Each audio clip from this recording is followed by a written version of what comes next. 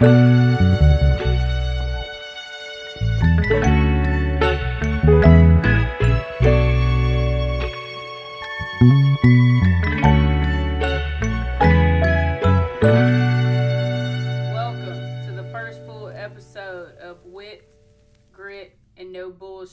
your girl Cyn City. For those of you that are not familiar with any of my content or my page or haven't seen any of my stuff on TikTok, welcome. I'm Cyn City, born in New York, raised in Louisiana. So Staten Island, Ratchet City, stand up, the East Best, the Southern's finest. So just a little bit about myself. I grew up around the military, being in the area of Louisiana that I'm in, so I kind of always knew that I would join the military. My mom worked on base as long as I can remember, so being around the military kind of, showed me a purpose other than myself and something that I could do to get me away from this area. So I almost joined the Army first because my cousin went in the Army, and I was trying to follow him and be near him because, we're first cousins. That's my guy. And so I wanted to be close to him. But he was like, look, I will disown you if you try to follow in my footsteps. Like, this is not for you. Don't do that. I was, going to do delayed entry with the Army. Had took my ASVAB, had high scores. Was pretty proud of myself, if I don't say so myself. But when I told the recruiter I could no longer do it, he felt some kind of way and deleted my ASVAB scores. And I'm still salty to this day about it. But decided to go to the Air Force. My stepdad was in the Air Force. He retired from the Air Force. And so it was only fitting. My older sister also was in the Air Force. So 21 years in the Air Force, now retired. Because of the Air Force, I met my husband, first and second husband, okay, but my second husband is the only husband that matters, okay. We've been together 19 years total, married 17 years. He also spent 20 years in the Air Force and retired as well. We both retired last year, but we have 2 children. Our son is a senior this year. Our daughter is a freshman. So you know what kind of gray hair I'm developing right now. And then we also have a fur baby that thinks he's a person. Okay. I don't know who Rue thinks he is, but he thinks he runs this house. Multiple assignments between the both of us. We met at his first assignment, my second assignment. And then multiple deployments for both of us as well. One of which for me was a combat deployment to Iraq, where I lost 6 friends and gained 6 angels. Technically 7, because my teammate's mother lost her battle to mental health dealing with the loss of him. So yeah. So mental health is one of those things that's very near and dear to me. You will hear me talk about it a lot on this podcast because it's an important topic that not enough people talk about, and especially in the Black community, especially in the military, because of the stigmas that could be associated with mental health. So you will hear me talk a lot about mental health just as a precursor. But yeah, that's me in a nutshell. Welcome to the first episode of WIT, Grit, and No Bullshit with Cyn City.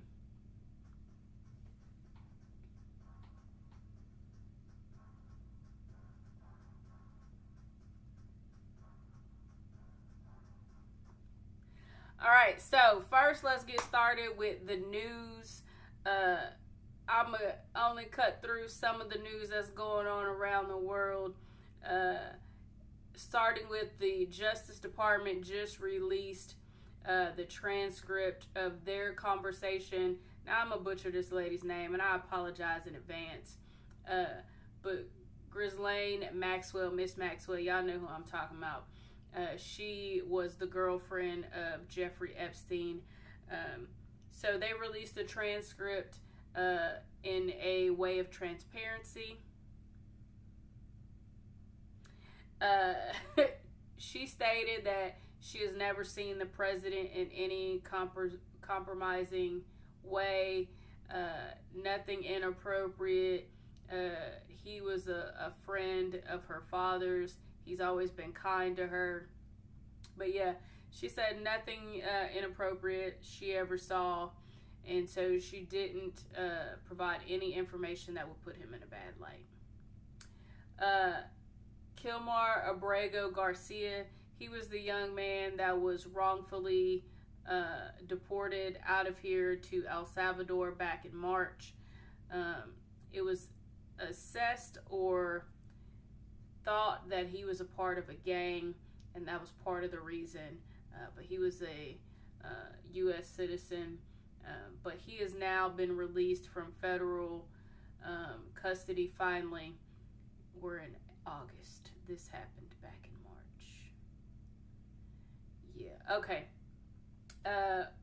We saw this week in Texas, we saw all the commotion that was happening with them redrawing of the maps and locking part of the Democratic Party on the floor and all of the stuff that was going along with that. But we saw that they finally got it approved that they would redraw the maps, giving Republicans more additional seats at the call of the president. Also, we're seeing other states that are deciding to want to also do this, California being one of the next ones that would like to do this. The governor is getting a lot of head nods and agreements of, yep, let's redraw the maps. But you also have some in the state that really haven't really given an opinion either way. But so far, he's getting a lot of support in his wanting to redrawing of the districts. If you haven't seen baby Emmanuel Haro, he is the 7-month-old baby boy that has gone missing. According to his mother, he was kidnapped. She said she was taking one of her other, I believe, 5 children to get a mouth guard for sports. And when she went to get the baby out of the car, she realized that he needed to have his diaper changed. So instead of going into the store and using the restroom to change his diaper, she decided to change his diaper at the car. And when she went to change his diaper, she was hit over the head. And when she woke up, the baby was gone. I'm just going to say I smell bullshit. I mean, because, like, for real, like, let's be for cereal. Nothing about her story made sense. She said 2 + 2 = 10, and I was like, bitch, where? Okay? Because, like, for real. When I saw her press conference, something in my spirit said, yeah, I don't believe you. Yeah, so needless to say, both parents have been arrested today. Okay, now they are still searching for the baby, hoping that he will be found unharmed. However, I really just don't feel like that's going to be the case, even though I would love for that to be the case. But yes, both parents have been arrested on suspicion of murder. Yeah. It just sounds real familiar. It sounds like a story we heard before of a mother who was blaming a black male for stealing her children when in actuality she had killed her children. Kind of sounds like that story. Not gonna lie. Anywho, Eric Mendez, parole board, has said he will not be released. They are denying his parole because they said he still poses a public safety risk. The reason for this is they were like, hey, since you've been in jail, you've been caught using cell phones multiple times. And that lets us know that you think the law or rules don't apply to you. You're like, oh, rules? I don't give a fuck about that. So he basically doesn't care and says none of that applies to him. Also, He has been known to affiliate with police or with prison gangs, buying drugs, as well as some tax scamming. So yeah, they said no. Try back in 3 years. His brother Lyle, however, still has his parole board meeting that is set for next week.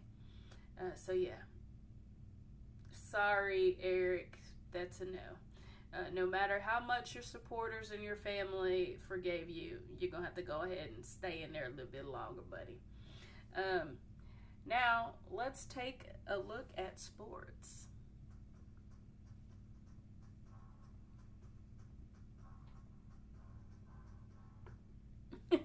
All right, so Boston Celtics star Jaylen Brown. His father has been arrested and charged with attempted murder. So what had happened was, in Las Vegas on Wednesday, he seemed to ding someone's car. And when the person whose vehicle it was went to ask him about the situation, a altercation ensued, and Mr. Brown thought it would be a good idea to produce a knife and stab the gentleman multiple times. So you hit this man's car. He asked you why or how it happened. Y'all get into an altercation and then you stab him. Please make it make sense. Like, what are we doing? Your son plays in the NBA, sir. I'm going to need you to have 18 seats. Now you're going to have 18 seats in jail, okay? Because why? The New York Yankees hit a franchise record, all right, with home runs to make MLB history in a win against the Tampa Bay Rays 13-3. And this was on Tuesday. Now, it was raining and lightning so much that it delayed the game 2 hours. And once the game got started, the Yankees said, let me show you something, okay? And they hit consecutive home runs in the first inning to let them know they was about that life, okay? They wanted to let them know we about to blow y'all out, and that they did. That they did. Have you ever watched a baseball game? Do you know how boring these baseball games can be? Yet, they scored 13-3. Usually, you may see 4-6 or something, but 13-3, baby, y'all, what was y'all doing? Okay, Tampa, y'all, I don't even think y'all came to play. In other news, the Cowboys owner, Mr. Jerry Jones, revealed that he has been battling stage 4 cancer for the last decade. He credits the use of experimental drugs as being the key to successfully treating his advanced melanoma. Now, this was disclosed in the documentary that is set to release this week on Netflix called America's Team, The Gambler and His Cowboys. Now, I got one question. What America? Because they ain't my team. Who that? All right now. All right. We don't need to talk about our season this year, okay? We don't need to get into that. But Mr. Jones, continue the fight on and off the field because your Cowboys haven't been relevant since VCRs were around. All right now. While we're still talking about sports, let's talk about preseason football, okay? Because I love football, if you can't tell. So for week 2 of the preseason, on Friday we saw the Falcons take a fall. You know, I love to see it. To the Titans, 23-20. The Chiefs took a L. Love to see that as well. To the Seahawks, 33-16. On Saturday, we had a whole slew of games, all right? There was a lot of them. Prepare yourself because it's a lot of them. We had the Packers that beat up on the Colts a little bit. That was 23-19. The Dolphins took down the Lions 24-17. The Browns took down the Eagles 22-13. The 49ers beat the Raiders 22-19. The Patriots took a W over the Vikings 20-12. The Steelers had one job. They had one job and they couldn't do it. They let the Bucs beat them 17-14. But the Texans came to play and they did me a solid. All right, they beat the Panthers 20-3. And then they said they was them boys, but I ain't seen it. They lost to the Ravens 31-13. Now, my boy Winston that played for the Giants, he said W's in the chat. Eating the dubs. 31-12 over the Jets. The Broncos 27-7 against the Cardinals, and then the Rams and the Chargers had a little tussle back and forth, but the Rams came up the win 23-22. Now on Sunday, my Saints had my nerves bad. It was to the point where I got up and had to walk out of the room watching the game. But Spencer Rattler did what he needed to do and had the Saints marching on in, okay? They came back to tie the game 17-17 against the Jaguars. So in my eyes, it's a win, okay? I don't care if they said it was a tie. That was a win, all right, for me, because we don't know what's happening with the Saints this year. I don't even know where to begin with my feelings, okay? But that's neither here nor there. Now, for the final game on Sunday, I don't even know if the Bills were there. Okay, were you there? Were you participating? Because I don't feel like you were, because the Bears blew y'all out 38-0. How, Sway? How we doing that? 38-0? Come on, my boy.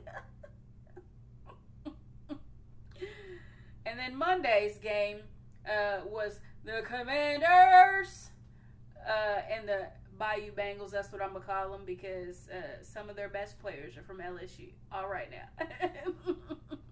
If you didn't know. And they beat the Commanders 31-17. The Commanders are my whole family's team except mine. Yeah, my daughter's a traitor, in case y'all were wondering, because she was a Saints fan and then she switched. Anywho, now final week of preseason games started yesterday. Week 3 started with the Steelers finally getting it together and doing their job and beating the Panthers. It was 19-10. And then Winston again. Okay, 42-10 against the Pats. I love to see it. I love to see Winston shining. For tonight, games are already started, but you got the Eagles and the Jets playing, the Vikings and the Titans, the Falcons and the Cowboys is the only time you'll hear me say go Cowboys, and the Bears and the Chiefs. Tomorrow it's going to be the Ravens and the Commanders. I need the Saints to march on in and beat the Broncos. Y'all know why. Y'all know how I feel about the coach over at the Broncos. Okay. The Bayou Bengals and the Colts, the Rams and the Browns, the Texans and the Lions, Seahawks and the Packers, the Jags and the Dolphins, Bills and the Bucks, the 49ers and the Chargers, and then the Cardinals and the Raiders. All right now. All right. While we're still talking sports, though, my favorite athlete currently in all sports right now would have to be Jameis Winston. Now, when he was on the Saints, he had me stressed out a majority of the time. I probably cussed him out every game he got in. But what you can't tell me is that man is not a leader of a team. He is not a persona that everybody just wants to love. Like, that man is great. And if you don't feel that way, hey, I know he had a past. Okay, let's not talk about that. But what he's doing currently, hey, I love to see it. And I love to see him eating doves. All right. Now, if you can come on back to the Saints, because we could use it. I mean, you threw a 30-yard touchdown the other night. It was great to see. Come on back. All right. Shout out to one of my Air Force mentors. Gotta say it. To the GOAT, Philly, DC Council, on your retirement today, brother. The Air Force lost a great leader in you. However, it is time for you to go be great in this next chapter. Salute to you and your queen, Wendy. on this next endeavor, and many blessings to y'all. And I know you're gonna do amazing things regardless of whatever you do now that you are hanging it up. So running it back to my intro, where I discussed both me and my husband spending time in the military, both retiring, and both still working, because like I said, we're bougie and have lives that we become accustomed to that we got to keep up. But we've been together most of our Air Force careers. Like I said, we've been together 19 years, married 17. And with any relationship, you know, it comes with trials and tribulations, ups and downs, and being meal to meal does not help that. You know what I mean? So, and having kids makes it 10 times harder. And we both have very demanding career fields that we are a part of. So that also is a struggle all on its own. And then when you tie into the fact that we are an interracial couple, yeah, my husband is from the Mountains of Caucasus. Okay. Yep. Yes, he is. So some of the locations we have been to, needless to say, we're not a fan to see us together. Okay. We've even met people in our careers that were fans of us individually. They loved us. But they didn't love us together. You know what I mean? Like, they were cool with us, got along with us, but they would tell you, I just don't agree with this union. And that is what it is, but you ain't finna stop nothing over here. You feel me? But among all these struggles that we went through, like I said, we were both previously married at young ages. You know what I mean? You go through life, you learn lessons, you keep it moving. And no shade to either of our previous spouses, but they just weren't for us. You know what I mean? We were meant to find each other, and this is how that journey was meant to happen. But like I said, it hasn't been easy. It's been a long road. We have good days and bad days, just like every other couple, just like any other relationship. But any relationship that's worth fighting for, then that's what you do. We spend a lot of time apart now that we're retired, because we both have jobs that require us to travel a lot. So we pretty much high-five each other a lot. He'll come back, I leave, and it's like vice versa. And you would think that we retired to have a little bit more time with our family, which was the intent. That's just not how it happened. You know what I mean? Like, he's on the road currently, and I just came back from being on the road yesterday. But regardless, in our careers, we have both had very different paths that we've gone down, and different experiences because of our career fields being so different. But one thing that I will say is, we've always kept it a buck when it comes to our careers. Like, if one of us is struggling or going through something and we sit down to discuss it, we've been each other's counsel. You know what I mean? Like, hey man, maybe you fucked up. Like, maybe this is how you can reevaluate or correct yourself for that situation. Or maybe you don't. Maybe this is how it keeps going. But it is what it is. You know what I mean? Like, you just have to sometimes be that ear, and sometimes bounce ideas and thoughts off of each other. And that's what we've always done. But we've also been each other's biggest cheerleaders, and supported each other through some of the hardest and darkest times. Like I said, I lost 6 teammates in Iraq, and this was when our relationship was first beginning. And I've obviously lost other people since then throughout my career, as well as him, losing airmen and people that worked with him in his squadrons, and you know, and we've had to push each other through those difficult situations and hold each other up. You know what I mean? But now that we're in retirement, it's the same thing. Like, it's no different. Even in our current jobs of what we do, we still have to support each other and be each other's biggest cheerleaders. Post-retirement, we both handle it completely different. Like for me, it was a struggle. I was that person that always put my people before myself a majority of the time.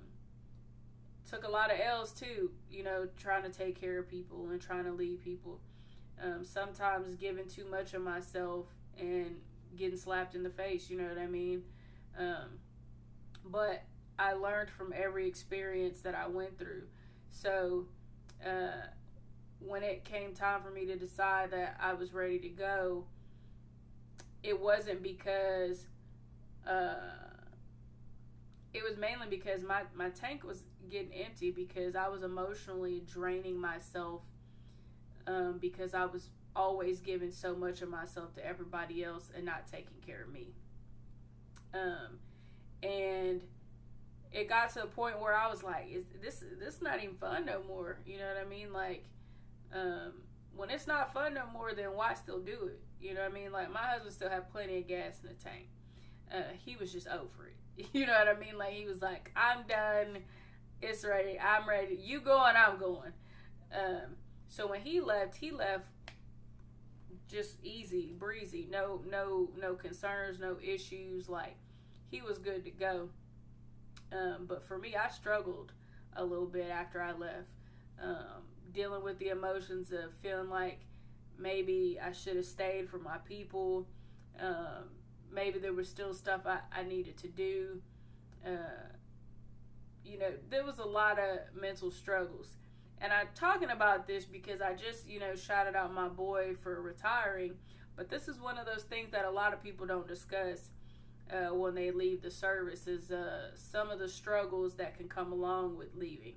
Because you have been in the military for so long, for some of us, most of our adult lives. And once you have to take that uniform off, you're like, what's next? That's how you identified yourself for so long, was that uniform. And, living that life that now you got to figure out, well, how do I navigate and go through life now on this other side? And being a person of color makes it even harder, because we'll save this for another episode, but there's a lot of different struggles that go along with being a person of color and being in the military, especially during the times when the incident with George Floyd happened and so many other folks were dying in police stops, and that were people of color, and it was just a lot of stuff that was happening, and that was causing a lot of mental turmoil for some people of color, dealing with a lot of that. And then you saw in the last 2 years, I think, we had a airman that died in Florida because of a police officer, which started a whole other conversation. But the struggles of, once this is all you know and this is all you've been doing, and then to have to leave it behind, it could be a hard transition for some people. And for some, they may leave and not even think twice. So it just all depends on the person and, your walk and what you endure during your time in the military. But that's one of those things that I think not enough people talk about.